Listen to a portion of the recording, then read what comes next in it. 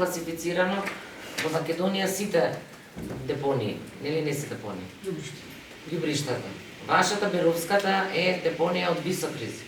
Од повеќе аспекти и има зошто, да не ви го одзема времето, зашто тоа е посебна дебата.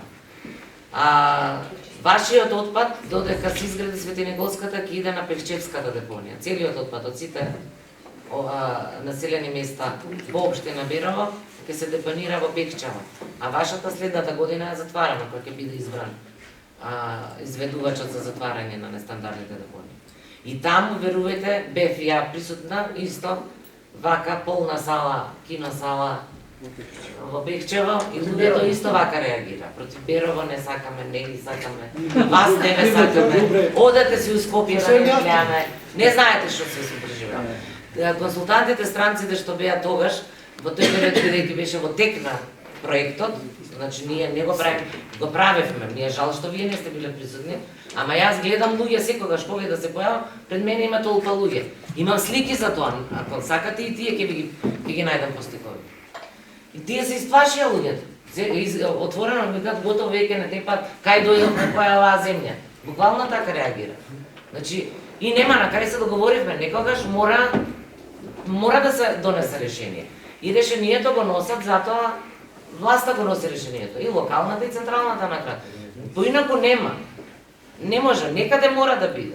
И тие се граѓани, јас и нив ги разбирав, они викаа, јас исто како сега со вас. Слушав, мислам, тоа е. Каде ќе биде? Вашиот отпад ќе оди во Пехчево. Може би уште наредните 2-3 години, дека не се изгради. Ама се е добро, ама тие граѓани таму не викаат добро. А вашата депонија е избрана на многу лоша локација, постоечката. Таму нема шансе да се направи. Ништо. Таа ја затвараме со проект. Видовте ли колку пари кошта само затварање? Луѓе, кај ќе ги најдеме тие пари? Ама цела година ако гори тоа ќе се очисти, пепел сете се. Абе супер ќе се очисти. И сите знаете како ќе биде. На токсикологија ако е добро, на онкологија завршува. Дали разбирате?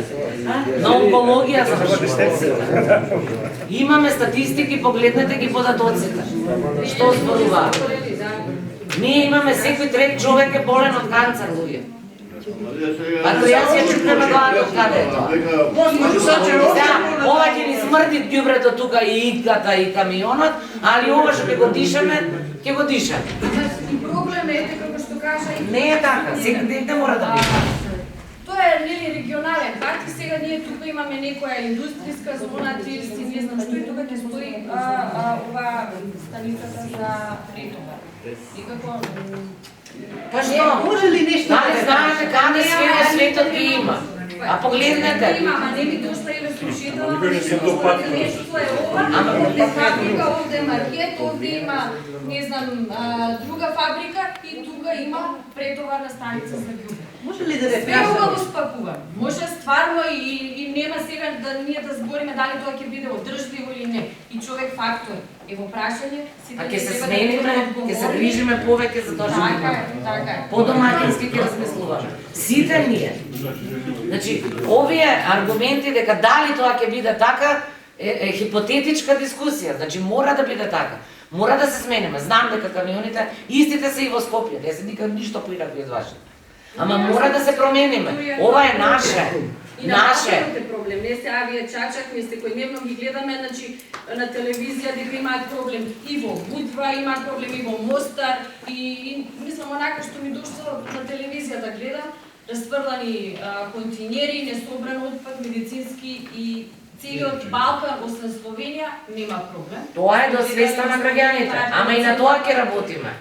Имаме предвидено, ќе се реклама, ќе се прави телевизиска, радио емисии, материјали, ќе се оди, ќе се обезбеди до секој граѓанин, ама до секој населено место. Значи имаме предвидено во тој проект. Еден дел ќе биде за возилата, еден дел ќе биде за граѓаните. Значи навистина имаме намера да го реализираме ова и имаме средства, зашто инаку како да дојдеме до овде ние немаме. Знаете која е ситуацијата. А не да држиме кампањи и